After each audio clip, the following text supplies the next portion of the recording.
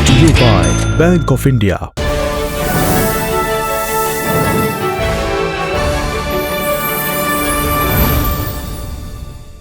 नमस्कार, मेरा नाम उपासना है और आप देख रहे हैं द लल्लन टॉप का डेली फाइनेंशियल बुलेटिन खर्चा पानी। देश में पर्सनल लोन लेने वालों की संख्या में जबरदस्त तेजी आई है। जुलाई के आखिर में पर्सनल लोन उछलकर 55 लाख करोड़ के पार चला गया है।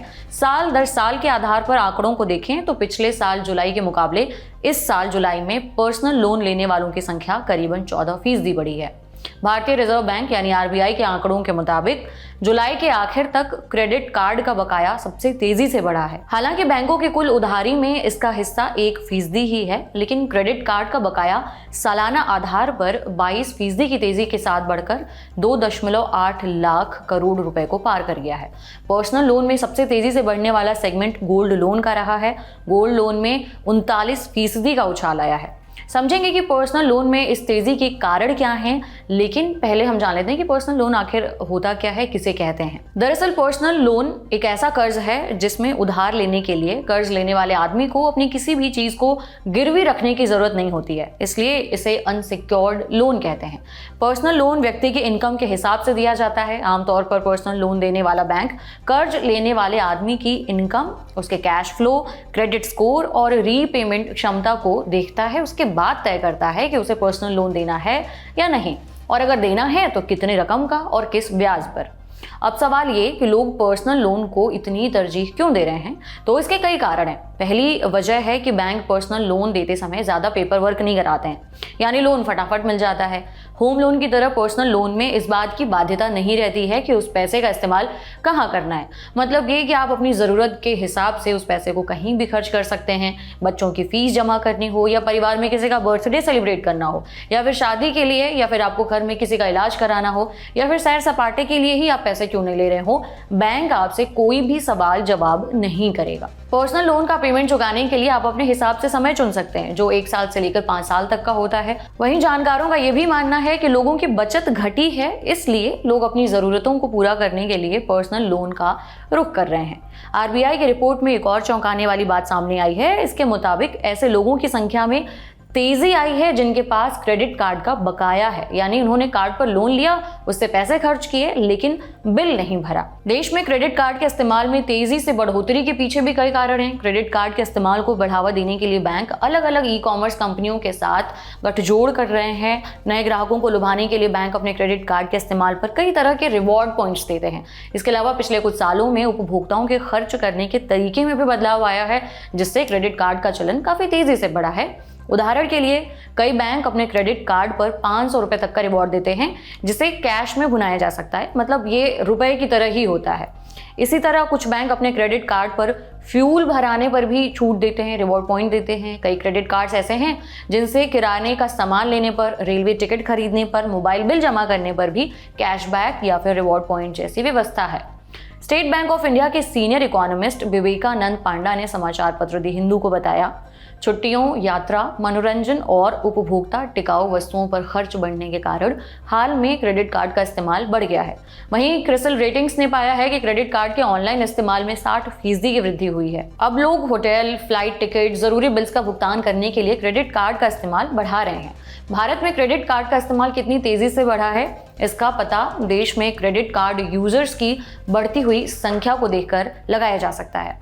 भारत में बैंकों द्वारा जारी किए गए क्रेडिट कार्डों की कुल संख्या इस साल फरवरी में 10 करोड़ के आंकड़े को पार कर गई, जबकि 2011 में देश में यही संख्या 2 करोड़ के आसपास थी। एसबीआई सिक्योरिटीज की तरफ से जारी एक रिपोर्ट में बताया गया है कि भारतीय क्रेडिट कार्ड होल्डर ने इस साल जुलाई में क्रेडिट कार्ड से 1.7 लाख करोड़ रुपए खर्च किए हैं। यह रकम पिछले साल के इसी महीने के मुकाबले 19% ज्यादा है। रिपोर्ट में यह भी बताया गया है कि लोगों ने क्रेडिट कार्ड से जुलाई में कितनी बार ट्रांजैक्शन किया। इसके मुताबिक जुलाई में कुल करीबन 38 करोड़ लेन देन हुए। ये संख्या भी पिछले साल के जुलाई महीने से 39% ज्यादा है।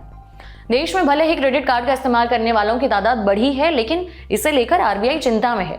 पिछले साल रिजर्व बैंक ने देश के सभी बैंकों से रिटेल लोन पोर्टफोलियो की निगरानी के लिए, मॉनिटरिंग के लिए कहा था। आरबीआई ने बैंकों से कहा था कि वो अनसिक्योर्ड लोन पोर्टफोलियो को ज्यादा ना बढ़ाएं। अनसिक्योर्ड लोन पोर्टफोलियो में personal loan, credit card loan, छोटे कारोबार के लिए दिया गया लोन आता है। इस बारे में हमने central university of Himachal Pradesh में अर्थशास्त्र के विभागाध्यक्ष और स्कूल ऑफ सोशल साइंसेज के डीन प्रोफेसर संजीत सिंह ठाकुर से बात की। तो इसके लिए सबसे इजी वे जो लोन का है वो व्यक्तिगत लोन ही बनता है। तो इसलिए मिनिमम डॉक्यूमेंटेशन के साथ और बिना सिक्योरिटी के लोन लोगों को आसानी से मिल जाता है। और इसका एक सबसे बड़ा जो हिस्सा है वो क्रेडिट कार्ड लोन का भी है। जैसे कि कुछ रिपोर्ट्स, आरबीआई की रिपोर्ट्स ये कहती है कि लगातार जो क्रेडिट कार्ड लोन है वो लगातार बढ़ रहा है। और क्रेडिट कार्ड लोन का जो बकाया राशि है, जिसमें कि लगातार लुभावने ऑफर्स आते हैं कि आपके पॉइंट्स बढ़ जाएंगे, जिससे कि आपको बाद में कुछ उसका बदले में मिलेगा।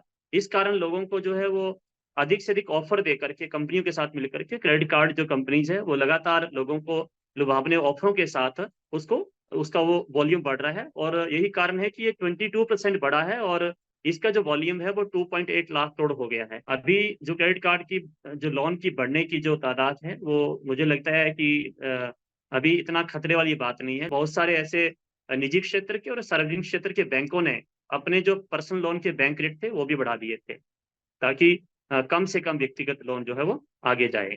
तो इसीलिए ये अभी तो नहीं है, लेकिन आने वाले भविष्य में जो है ये चिंता का विषय बन सकता है। वित्त वर्ष 2022-23 में क्रेडिट कार्ड डिफॉल्ट 4072 करोड़ रुपए रहा, जो वित्त वर्ष 2021-22 के 3122 करोड़ रुपए के डिफॉल्ट से 950 करोड़ रुपए ज्यादा है।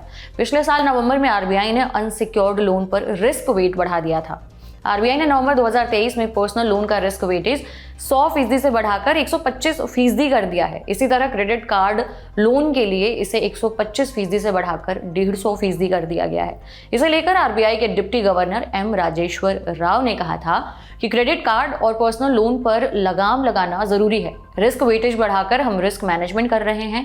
आरबीआई चाहता है कि कर्ज देने के मामलों में बैलेंस रखा जाए। राव ने कहा कि हमने पर्सनल या फिर क्रेडिट कार्ड लोन को रोकने की कोशिश नहीं की है, बस इस पर लगाम कसी है। उनका कहना था कि नॉन बैंकिंग फाइनेंस कंपनियां यानी कि एनबीएफसीज पर्सनल लोन के मामले में बहुत आगे निकलती जा रही हैं। ये लोन आगे चलकर अर्थव्यवस्था के लिए संकट का कारण बन सकता था। वहीं आरबीआई गवर्नर शक्तिकांत दास ने कहा था कि हम घर में आग लगने का इंतजार नहीं कर सकते, हमें आग को लगने से रोकना होगा।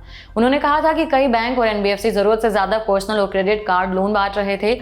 हमने उन्हें पहले भी चेताया था। नियामक होने के नाते ये हमारी जिम्मेदारी बनती है कि बैलेंस बनाकर रखा जाए।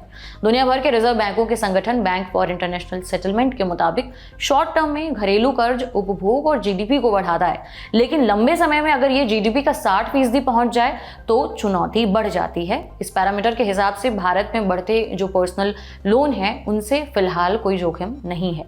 इकोनॉमिक टाइम्स की रिपोर्ट के अनुसार कुछ दिनों पहले HDFC bank, ICICI bank, Kotak Mahindra bank और एक्सिस बैंक जैसे प्राइवेट सेक्टर के बैंकों ने अपनी ब्याज दरें बढ़ा दी हैं। बैंकों का कहना था कि ब्याज दरों में बढ़ोतरी भारतीय रिजर्व बैंक द्वारा पिछले साल नवंबर में पर्सनल लोन को जोखिमपूर्ण माने जाने के बाद की गई है।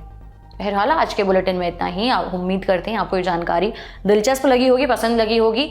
और ये बुलेटिन लेकर आए थे हमारे साथी प्रदीप यादव। पसंद आई हो तो हमें अपना फीडबैक जरूर दें कमेंट बॉक्स में। अगले एपिसोड तक अपना ख्याल रखें। शुक्रिया।